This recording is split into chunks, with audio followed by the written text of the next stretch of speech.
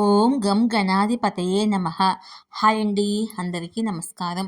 మనం ఈరోజు ఈ వీడియోలో కార్తీక పురాణము రెండవ అధ్యాయము కార్తీక పురాణము రెండవ అధ్యాయము కథ విన్న వారికి అనంతమైన పుణ్యఫలం లభిస్తుంది. ఈ వీడియో కనుక మీకు నచ్చినట్లయితే లైక్ చేయండి, షేర్ చేయండి, సబ్స్క్రైబ్ చేసుకోండి. ఈ వీడియో లాస్ట్ వరకు స్కిప్ చేయకుండా చూడండి. ఇలా చేయడం వల్ల ఈ వీడియో మరికొంతమందికి రీచ్ అవుతుంది. Please subscribe me, support me. Thank you for watching. మనకు ఎంతో పుణ్యం ఉంటే గాని మనం ఈ కార్తీక పురాణాన్ని వినలేము. ఈ కార్తీక మాసం 30 రోజులు కార్తీక పురాణాన్ని వింటూ అనంతమైన పుణ్యఫలాన్ని సంపాదించుకోండి. మనం మొదటి అధ్యాయంలో కార్తీక స్నానాన్ని ఎలా ఆచరించాలి అనే విషయం గురించి తెలుసుకున్నాము. ఇక ఈ రెండవ అధ్యాయంలో సోమవార వ్రత మహత్యాన్ని గురించి తెలుసుకుందాము. ఈ కథ విన్నవారికి అనంతమైన పుణ్యఫలం లభిస్తుంది. జనక మహారాజా, కార్తీక మాస మహిమ విన్నవారికి మనోవాక్కాయ కర్మల నుండి మోక్షం కలుగుతుంది. కార్తీక మాసములో సోమవార వ్రతము ఆచరించేవాడు పరమశివుని అనుగ్రహానికి పాత్రుడై శివ సాన్నిధ్యాన్ని పొందుతాడు. కార్తీక మాసములో చేసే స్నాన, దాన, జపాదులు అశ్వమేఘాది యాగ ఫలితాన్ని ప్రసాదిస్తాయి. ఈ వ్రతాన్ని 6 విధాలుగా చేయవచ్చును. అవి: 1. ఉపవాసము, 2. ఒంటిపూట భోజనం చేయటము, 3. రాత్రి మాత్రమే భోజనం చేయటము, 4. తాను అడగకుండా ఇతరులు పెట్టింది తినటము, 5. స్నానం చేయటము. అంటే ఈ కార్తీక మాసము 30 రోజులు తెల్లవారుజామున స్నానం చేయటము. 6. నువ్వులు దానం ఇవ్వటము. శక్తి ఉన్నవారు పూర్తి ఉపవాసం చేసి శివునకు అభిషేకం చేసి తులసీ తీర్థం మాత్రమే తీసుకొని మర్నాడు అన్నదానం చేసి తర్వాత భోజనం చేయవచ్చు. అందుచేత ఉపవాసం చేయలేని వారు ఉపవాసం ఉండటము అన్ని విధాలుగా మేలు. ఉపవాసం చేయలేని వాళ్ళు ఉదయమే స్నానము, జపము, దేవతారాధన మొదలైన వాటిని యథావిధిగా చేసి మధ్యాహ్న భోజనం చేసి రాత్రి మాత్రం భోజనం చేయకూడదు. పాలు, పండ్లు తీసుకోవచ్చు. ఈ విధంగా చేసేదాన్నే ఏకభుక్తం అంటారు. 3వ పద్ధతిలో వేకువజామునే స్నానము, జపము, అభిషేకము, పితృదేవతారాధన చేస్తూ పగలంతా ఉపవాసం ఉండి పురాణ పఠనముతో గడిపి రాత్రి నక్షత్రాన్ని చూసిన తర్వాత భోజనం చేయవలెను. ఈ విధంగా చేస్తే దానిని నక్తం అంటారు.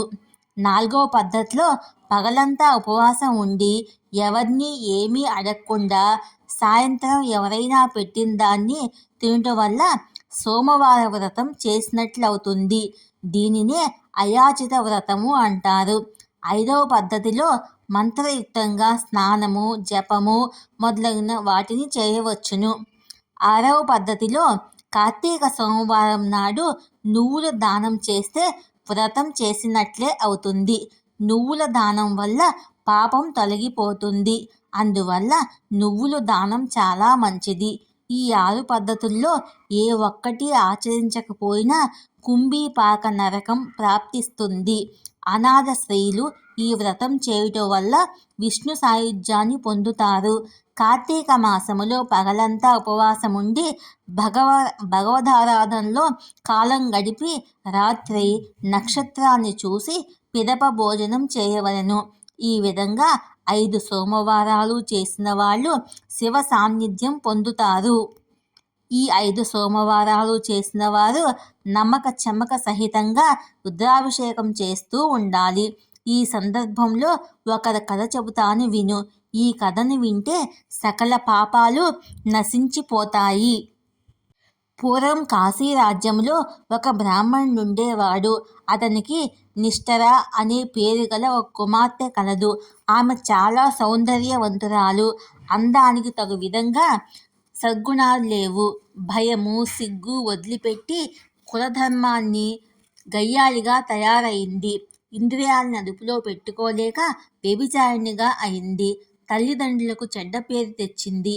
ఆమె తల్లిదండ్రులు నయానా భయాన మంచి మార్గంలోకి తీసుకురావాలని చూసినా ఎంత ప్రయత్నించి చివరికి సహించలేక ఇంటి నుండి పంపించేశారు.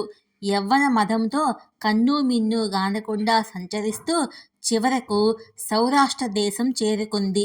సౌరాష్ట్ర దేశంలో వేదాలు వేదాంగాలు చదువుకొని నియమనిష్టలతో మంచి సద్గుణాలతోనూ విరాజిల్లుతున్న మిత్రశర్మ అనే పండితుడుండేవాడు. అతని మనసు వెన్నవంటిది. అతనికి దురదృష్టవశాత్తు నిష్ఠూరను చూడడం జరిగింది. ఆమె అందచందాలకు ముగ్ధుడైపోయాడు. ఆమె గుణగణాలు గమనించకుండా మనసిచ్చి పెళ్లి చేసుకున్నాడు. పరిణయం పది పదుల పంట అనే మాట కూడా అతనికి గుర్తు రాలేదు. కొంతకాలం వాళ్ళు కులాసాగా కాలం గడిపారు. భర్త మంచితనాన్ని, దయార్థ హృదయాన్ని నిష్ఠూర గమనించలేకపోయింది. పుట్టుకతో వచ్చిన బుద్ధి పుడకలతోనే పోతుందన్నట్లు తన వ్యభిచార బుద్ధిని వదిలిపెట్టలేకపోయింది. ఆమె ప్రవర్తన అత్తమామలు భరించలేక కొడుక్కు చెప్పారు. తన భార్య మీద మమకారంతో మిత్రశర్మ ఏమీ అనలేకపోయాడు. అభిమానం అడ్డు రావటం వల్ల ఇక చేసేది లేక అత్తమామలు ఇల్లు విడిచిపోయారు. అత్తమామలు ఇల్లు విడిచిన పిదప నిష్ఠూరకు పూర్తి స్వేచ్ఛా స్వాతంత్రములు లభించి ఆమె ఆగడాలకు అంతు లేకుండా పోయింది. ఆమె చేసే పనులు భరించలేక భర్త ఒక మాట అంటే ఆమె తిరిగి మాటలంటమే కాకుండా దండించేది. తన్ను ఎంతో ప్రేమగా చూసుకుంటున్నాడనే జ్ఞానము, దయ లేక భర్తను చిత్రహింసలు పెడుతుండేది. ఆ బ్రాహ్మణుడు పడరాని పాట్లు పడుతూ గృహస్థ ధర్మానికి ఎక్కడ లోపం వస్తుందేమో అని భయంతో ఆమెను విడిచిపెట్టలేకపోయాడు. అతడెంత నిర్లిప్తంగా ఉన్నప్పటికీ తన స్వేచ్ఛకు, విహారానికి నిష్ఠూరకు అడ్డుగా కనిపించాడు. భర్తను తన పనికి అడ్డు తొలగించాలనే నిర్ణయానికి వచ్చింది. ఒకనాడు మిత్రశర్మ నిద్రపోతూ ఉండగా ఒక పెద్ద బండ తెచ్చి వాని తల పగలగొట్టి శవాన్ని నూతిలో పారవేసి ఏమీ ఎరగనట్లు నిశ్చింతగా విటులతో ఆటపాటలతో కాలం గడుపుతూ ఉంది. వ్యభిచారాన్ని వృత్తిగా పెట్టుకున్న నిష్ఠూర తన అంద చందాలతో కొంతమంది స్త్రీల మనసును కూడా విరిచివేసి తన దారికి తెచ్చుకుంది. ఆమెలో మంచి గుణం ఎంత వెదికినా కనపడదు. ఇతరులను నిందించడము ఉగ్గుపాలతో వచ్చిన విద్య అయింది.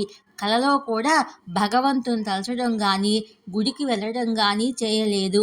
భూతదయ, పశ్చాత్తాపము ఆమెలో కనిపించవు. విద్యావేత్తలను, పండితులను వెక్కిరిస్తుంది.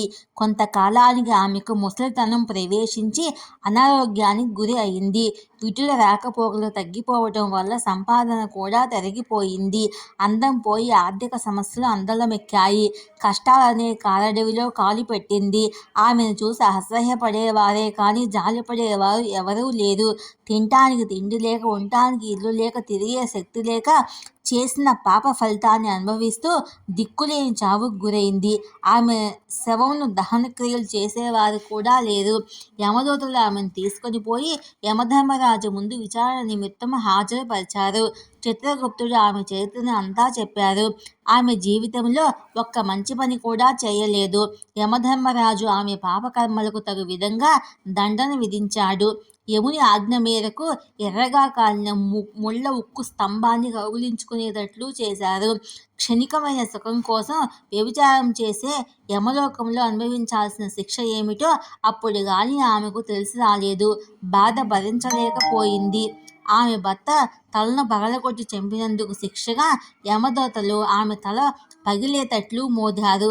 సలసలా కాగిన రక్తాన్ని నోటబోసి త్రాగించారు. సలసలా కాగే సీసమును దాని చెవిలో పోశారు.